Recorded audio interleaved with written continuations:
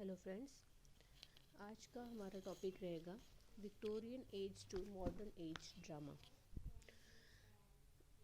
The Victorian drama witnessed a downtrend during this period due to rise of other literary forms, particularly novel and other social changes like industrialization taking place. Oscar Wilde was the most important playwright of this age, but the modern age set the revival of drama with playwrights like Ibsen, J.B. Shaw, T.S. Eliot. तो आज हम Victorian age के बारे में पढ़ेंगे। तो Victorian drama में queen Victoria के राज्यकाल के से शुरू होता है। ये 1837 से 1901 तक माना जाता है। तो इस पीरियड में देखा गया था कि जो ड्रामा था वो ज़्यादा नहीं चल पाया उसमें। तो इस पीरियड में ड्रामा क्यों ग्रोथ नहीं कर पाया था, उसके कई रीज़न थे। जो मेन रीज़न आता है वो है नॉवल का। लोगों में नॉवल का इंटरेस्ट बढ़ गया था, और जो अदर सोशल चेंजेस थे जैसे इंडस्ट्रियलाइजेशन उस टाइम आनी शुरू हो गई थी, तो लोगों का ज़्यादा ड्रामा की तरफ ज़्यादा ध्यान नहीं था। लेकिन इस टाइम के जो इम्पोर्टेंट प्ले राइट हैं उनका नाम है ऑस्कर वाइल्ड। इन्होंने बहुत इम्पोर्टेंट है क्योंकि इन्होंने काफ़ी सारा लिखा है। जितना भी इस एज में ड्रामा जितना चला है वो इन्हीं के रीज़न से हुआ है। But the modern as set the revival of drama with drama को वापस लाने का काम किन राइटर्स ने किया, वो है Ibsen, J.B. Shaw and T.S. Eliot. Now अगर हम थोड़ा सा आगे देख लेते हैं, what is Victorian drama. The Victorian era stretches from 1837 to 1901, the period during which Queen Victoria ruled. Most historians of Victorian life and art have not given sustained and serious attention to the drama and the theatrical environment in which it was produced. तो इस as में जब queen Elizabeth का rule start हुआ था उसको Victorian drama बोला जाता है। लेकिन जो ज़्यादातर इस टाइम के जो हिस्टोरियंस थे उन्होंने लाइफ और आर्ट को ज़्यादा इम्पोर्टेंस नहीं दी, और इसलिए ज़्यादा थिएटिकल वर्क प्रोड्यूस नहीं हो पाया। During this age the theatre takes the back seat due to other important issue. तो मैंने बताया था कि ज़्यादा ड्रामा और थिएटर नहीं चल पाए, उसके रीज़न थे। तो कुछ एक रीज़न है like the growth of industry, labour legislation and political enfranchisement. Enfranchisement का मतलब होता है जिसमें आप पॉलिटिकल राइट देते किसी को, लाइक राइट टू वोट हो गया। तो ये काफ़ी इंपॉर्टेंट इशू आ गए थे जिसकी वजह से थिएटर को थोड़ा सा बैक सीट लेना पड़ा था, लाइक लोगों का ज़्यादा इंटरेस्ट उस पर नहीं जा रहा था। The drama written during the bulk of the centuries generally looked upon on a black sheep of Victorian literature. Indeed, even historians of theatrical art tend to treat the 19th century English theatre with overtones of derision, while most survey of British drama seem to suggest that the genre underwent a nearly total eclipse between the play of Sheridan and Shaw. Yet the Victorian theatre was one of the most vitally active in the long history of dramatic art. Particularly after the well reported attendance of the newly ascendant Queen Victoria made it unquestionably respectable. The theatre was a part of the lives of Londoner of all classes. तो जैसे अभी अभी हमने देखा ही था कि ये drama था वो एक टाइप के एक्लिप्स में चला गया था, मतलब बिल्कुल ही ज़ीरो हो गया था। लेकिन उसके बाद जैसे एक्लिप्स हटता है वैसे ही स्लोली एंड ग्रेजुअली ड्रामा ने अपनी वापस लाइफ पकड़ ली थी, क्योंकि थिएटर जो था वो लंदन के लोगों के लिए, हर क्लास के लोगों के लिए उसकी एक जगह थी उनकी लाइफ में। तो अब हम पढ़ेंगे Oscar Wilde is Victorian era play right. Oscar Wilde is one of the most prominent playwrights of the Victorian era. Wilde's essay wit ensured an immediate success for the brilliant series of drama that he wrote in the early 19s. In early 1892, Lady Windermere Fan appeared at the St. James Theatre and was at once popular. तो इस में Oscar Wilde ने जो important work लिखे हैं जिससे drama को again success मिली थी विक्टोरियन एरा में, वो हैं। The same year, Wilde also wrote Salome. It was followed the next year by A Woman of No Importance, An Idle Husband, and The Importance of Being Earnest, both filled with wit and brilliant paradise, appeared in 1895. They were the last thing that Oscar Wilde was to write before developer meningitis and suffered his ultimately death. तो ये एक type की बीमारी होती है जिसमें सिर में दर्द, बुखार और स्वेलिंग हो जाती है. Other play include Vera, The Nihilists, The Duchess of Padua, The Florentine Tragedy. तो ये उनके अदर इम्पॉर्टेंट वर्क है. Wild work has inspired many other fellow writers. His work has been translated into many languages and has been on stage over and over again. Oscar Wilde was certainly the most outstanding representative of the poetry of the aesthetic movement, but he is better known for his activity as a playwright. He gave fantasy, vivacity, and a breath of new life to drama. His comedies, full of humor, intrigued and fascinated the audience. तो जो work wild लिखते थे उसके अंदर बहुत सारा variety देखने को मिलती है. उन्होंने बहुत सारी फैंटेसी लिखी हैं. वावासिटी का मतलब होता है लाइवलीनेस, इंटरेस्टिंग, जिंदा दिली. और ड्रामा को उन्होंने ये सारी चीज़ें देकर एक नई लाइफ दी थी. उनकी कॉमेडी में बहुत सारे ह्यूमर होता था, इंट्रीग, इंटरेस्टेड प्लॉट होते थे उनके, और जो ऑडियंस को फैसिनेट करते थे, खुश करते थे, पसंद आते थे उनके काम. तो other Victorian age play right, तो ऑस्कर वाइल्ड के अलावा जो और इम्पोर्टेंट राइटर थे वो थे John मेलिंगटन सिंच, whose play include Rider to the Sea and The Playboy of the Western World. Don Bruzzico was another famous playwright of the Victorian era. His famous play include The Colin Bow and The Shogrum. यहाँ पे देख लीजिए. तो उसके बाद next है modern age drama. अब हम मॉडर्न एज ड्रामा के बारे में कुछ थोड़ा देख लेते हैं. The drama, which has suffered steep decline during the Victorian age, was revived with great force at the beginning of 20th century, and the course of 6 decades has witnessed many trends and culture in the 20th century drama. तो modern drama में भी ज़्यादा growth नहीं देखी गई थी, बहुत decline, बहुत स्टीप नीचे चला गया था. Modern drama, which developed around the turn of the 20th century, focus on alienation and disconnection. तो जब 20th century के टाइम पर उसने टर्न किया, क्योंकि तब उनकी थीम होती थी alienation and disconnection. Like society से आपका भीड़ भाड़ से दूर, जिस तरह से लोग सबके साथ रहते हुए भी अकेले रहते हैं, द फीलिंग ऑफ एलियनेशन, आपको अकेलापन महसूस होना, लोगों से डिसकनेक्शन, जुड़ाव महसूस नहीं करना, ऐसे वाले उनके थीम्स थे जिसने ड्रामा को थोड़ा सा टर्न किया था, क्योंकि ये जो थीम है ये पहले कभी देखे नहीं गए थे. These themes can be seen in some of the most famous plays of playwriters such as Henrik Ibsen, George Bernard Shaw and Eugene O'Neill. तो ये फेमस प्ले राइटर है जिनकी थीम्स यही होती थी. तो मेन कैरेक्टरिस्टिक्स या main features of modern drama, पहला है रियलिज्म. रियलिज्म का मतलब भी होता है जो चीज़ रियल में है उसको एज इट इज़ एक्सेप्ट करना. Realism is the most significant and outstanding quality of a modern English drama. The dramatists of the earlier years of the 20th century was interested in naturalism, and it was their endeavor to deal with real problem of life in a realistic technique to their play. तो उस time के जो writers थे उनका main focus होता था कि naturalism को प्रोड्यूस करना, कि आप रियल लाइफ में आप क्या फील कर रहे हो वो ड्रामा के थ्रू दिखाना, जिससे लोग कनेक्ट होते थे. It was Henrik Ibsen, the Norwegian dramatist, who popularized realism in modern drama. तो हेनरिक इब्सन का नाम हम पहले लेते हैं रियलिज्म में.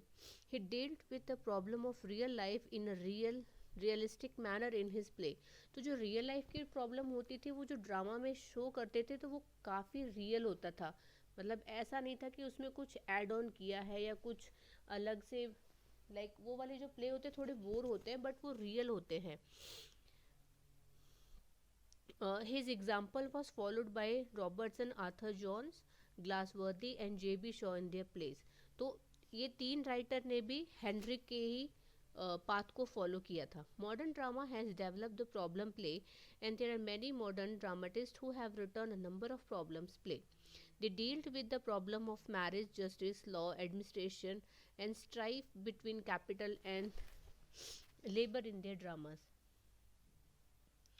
तो उनका जो इस टाइम के जो ड्रामाटिस्ट होते थे वो जो प्रॉब्लम प्ले लिखते थे तो उसकी उनकी प्रॉब्लम जो होती थी वो ऐसी होती थी, शादी को लेकर, जस्टिस को लेकर, किसी को इंसाफ मिला या नहीं मिला, ऐसे बहुत सारे प्ले हैं. Law, administration, strife that is conflict between labour and capital classes. तो ये सारी हमको रियलिज्म में देखने को मिलती हैं. They use theatre means for being about reform in the condition of society prevailing in their days. उस टाइम पे जो सोसाइटी में प्रॉब्लम चल रही थी, जो कंडीशन थी, उनको उन्होंने थिएटर के थ्रू लोगों को दिखाया था. Henry Gibson play A Doll House is a good example of a problem play. A problem play was a new experiment in a form and technique and dispensed with the conventional device and expanded of theatre. तो doll house काफ़ी अच्छा play है. इसमें protagonist एक लड़की होती है, उसके बारे में बताया है. नेक्स्ट उस फीचर्स आता है प्ले ऑफ आइडियाज़, कि आपके जो प्ले में आप कौन से आइडियाज़ दिखा रहे हैं. Modern drama is essentially drama of ideas rather than action. तो उसमें ज़्यादा एक्शन नहीं होता था लेकिन उसमें आइडियाज़ होते थे. The stage is use by dramatist to give expression to certain ideas which they want to spread in the society. कुछ एक अच्छी बात जो वो चाहते थे कि लोग फॉलो करें, जो उनका आइडिया था, जो उनकी सोच थी, वो अपने प्ले से वो लोगों को समझाते थे. The modern drama dealing with the problem of life has become far more intelligent than ever it was in the history of drama before the present age. तो मैंने बताया कि ये सारी चीज़ें पहले नहीं देखने को मिली थी, इसलिए जिस टाइम विक्टोरियन एज में जब ड्रामा ग्रोथ नहीं कर रहा था तो राइटर्स ने कुछ अलग लिखा जिससे ड्रामा वापस अपने स्पीड पर आ गया. With the treatment of actual life the drama become more and more a drama of idea, sometime veiled in the main action, sometime didactically act forth. तो ये सेम वही चीज़ है, रियलिस्टिक होता है, इसमें रियलिज्म होता है, वो वही आपके आइडियाज़ होते हैं जो आप लोगों को दिखाते हैं. Romanticism. The early dramatist of the 20th century were realist at the core, but the passage of time brought in new trend in modern drama. Romanticism, which had been very dear to Elizabeth dramatists, found its way in modern drama, and it was mainly due to Sir J.M. Barrie. Effort that new wave of romanticism swept over modern drama for some year of the 20th century. Barrie kept aloof from realities of life and made excursion into the world of romance. तो जो romanticism की बात हम करें तो वो Elizabethan के time पे काफ़ी ज़्यादा रोमांस और ऐसे ड्रामा देखे गए थे, लेकिन मॉडर्न ड्रामा में इसको थोड़ा सा अलग तरीके से दिखाया गया था. तो इसमें अगर हम रोमांटिसिज्म राइटर्स की बात करें तो उसमें सर J.M. बेरी का नाम सबसे पहले आता है. इन्होंने बहुत सारे ड्रामा लिखे जो कि आपकी जो रियलिटी की जो लाइफ थी उससे हट कर लाइक वर्ल्ड ऑफ रोमांस में चले जाना, लेजर एक्टिविटी में चले जाना, वैसा काम इन्होंने लिखा था. उसके बाद दूसरा फीचर, नेक्स्ट फीचर है, वो है poetic drama. 16th and 17th centuries were the great age of poetic drama in various parts of Europe, which declined in 18th-19th century. The earliest dramatists like Ibsen, Henry Arthur Jones, Arthur Wing Pinaro, Shaw, etc. had been dealing with melodramatic romanticism, displaying it with aristocratic existence first, followed by middle class lives and finally of labor class condition. तो ये जितने भी dramatist थे इन्होंने क्या किया था, इन्होंने जो अपने जो जो ड्रामा थे, जो रोमांटिसिज्म वाले ड्रामा थे, उस पहले तो उन्होंने एरोक्रेस्टिक मीन अपर क्लास की, फिर मिडिल क्लास की और लास्ट में लेबर क्लास की कंडीशंस को दिखाया था. Realism had spent itself and it began to be generally recognized that the naturalistic conversation cultivated from 1890 to 1920 was insufficient, that the term of life could never be the term of art. तो इस time पे naturalism conversation के through उन्होंने drama पेश किया था.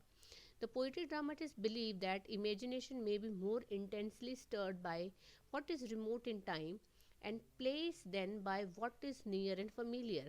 तो उनको लगता था कि ऐसे इमेजिनेशन के थ्रू हम ऐसी चीज़ें से ला सकते हैं। Poetic drama, while aiming at the poetic in atmosphere or theme, is naturalistic in characterization and dialogue. But the dissatisfaction with naturalistic dialogue led to attempt to bring back poetry into the speech of the theatre. तो उनको लगा कि हम poetry के through natural dialogue कर सकते हैं. The poetic versus drama gained importance in the 30s, which dramatists such as T.S. Eliot and Christopher Fry. तो ड्रामा और पोइट्री को मिलाकर जो उन्होंने ड्रामा बनाए वो भी काफ़ी गेंड हो गए, काफ़ी पॉपुलर हो गए. Significant playwright of English poetic drama in 20th century include W.H. Auden and Christopher Isherwood, who collaborated for two poetic drama. तो दो पोइट्रिक ड्रामा के एग्जाम्पल हम बस में देख रहे हैं. The dog beneath the skin and the ascent of F6, a tragedy of two acts. Next feature है history and biographical play. And the trend visible in the modern English drama is in the direction of using history and biography for dramatic technique. तो अब जितनी उन्होंने realism, naturalistic के बाद उन्होंने एक और चीज़ ट्राई करी जो उस टाइम की ट्रेंड में भी आई थी, वो थी हिस्ट्री के प्ले या किसी की बायोग्राफी के बारे में प्ले बताना. There are many beautiful historical and biographical play in modern dramatic literature. Shaw, Season and Cleopatra are historical play of great importance. John Drinkwater's Abraham Lincoln and Mary Stuart are also historical play. तो ये दो example हैं जो historical play के बारे में बताते हैं. Irish movement का बहुत बड़ा हाथ रहा. A new trend in the modern English drama was introduced by the Irish dramatist who brought about the Celtic revival in the literature.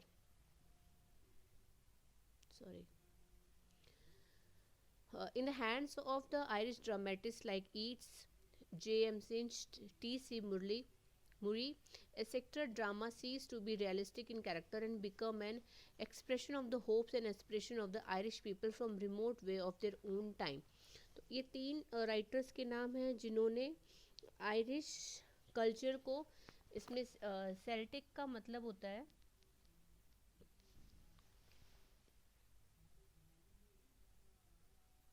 तो केल्टिक रिवाइवर का मतलब होता है एक लैंग्वेज ग्रुप है केल्टिक जिसने थिएटर लिटरेचर में कम बैक किया था. दैट इज़ आयरिश की ड्रामेटिस्ट लोगों ने. उसके बाद आता है आपका comedy of manner. There is a revival of comedy of manner in modern dramatic literature. तो कॉमेडी ऑफ मैनर भी वापस आया था, रिस्टोर किया गया था.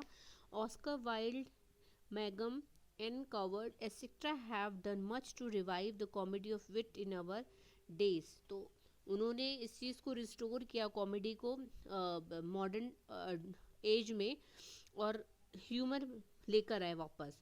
The drama after the Second World War has not exhibited a love for comedy, and social conditions of period after the war were not favorable for the development of artificial comedy of the Restoration Age.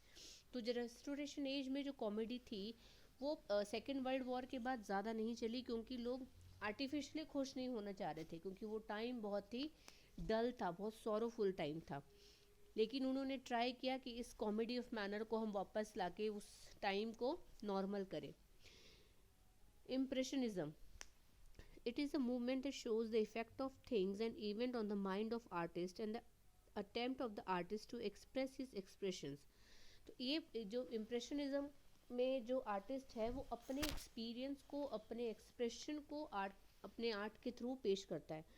Impressionism constitute another important feature of modern drama.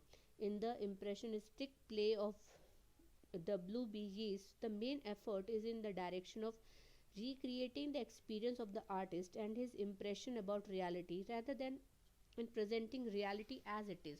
तो उनको ऐसा लगता था कि जो चीज़ real में है उसको ऐसे एज इट इज़ पेश करने की बजाय हम अपने एक्सपीरियंस के थ्रू उसको पेश करें. लाइक जैसा आपने एक्सपीरियंस किया होगा आप उसको वैसे अपने ड्रामा के थ्रू पेश करेंगे. The impressionistic drama of the modern age seeks to suggest the impression on the artist rather than making an explicit statement about the objective characteristic or thing or object. Last इसका feature है expressionism. It is a movement that try to express the feeling and emotion of the people rather than object and events. तो expressionism अभी जैसे हमने पढ़ा ये उसी का ही पार्ट है, ये दोनों सेम ही आते हैं, लेकिन इसमें आप किसी ऑब्जेक्ट और इवेंट पे ध्यान देने की बजाय आप अपनी जो फीलिंग्स है वो लोगों के थ्रू एक्सप्रेस करते हैं. Expressionism is another important feature of modern drama. It mark an extreme reaction against the naturalism. तो जो नेचुरल चीज़ें होती हैं उसको दिखाने की बजाय ये एक्सप्रेस करते हैं. The movement which had started early in Germany made it's way in England drama. तो ये जर्मनी से शुरू हुआ था एक्सप्रेशनिज्म, और इसने इंग्लिश ड्रामा के अंदर भी अपना रास्ता बना लिया था. And several modern dramatist like J.B. Priestley, Sean O'Casey, K.M. Munro and Elmer Rice have made experiments in the expressionistic tendency in modern drama. तो ये कुछ फेमस इस टाइम ये जॉनर के राइटर्स हैं जिन्होंने काफ़ी अच्छे प्ले लिखे और इसमें अपने एक्सपीरियंस के थ्रू अपने ड्रामा को पेश किया. तो वीडियो में लास्ट जो हमेशा हमें होता है हमारा कि major dramatist of the modern age. इसमें बहुत सारे ड्रामाटिस्ट आते हैं. मॉडर्न एज के जो फेमस ड्रामाटिस्ट हैं ये उनके कुछ नाम हैं. तो I hope you like the video. Thank you so much.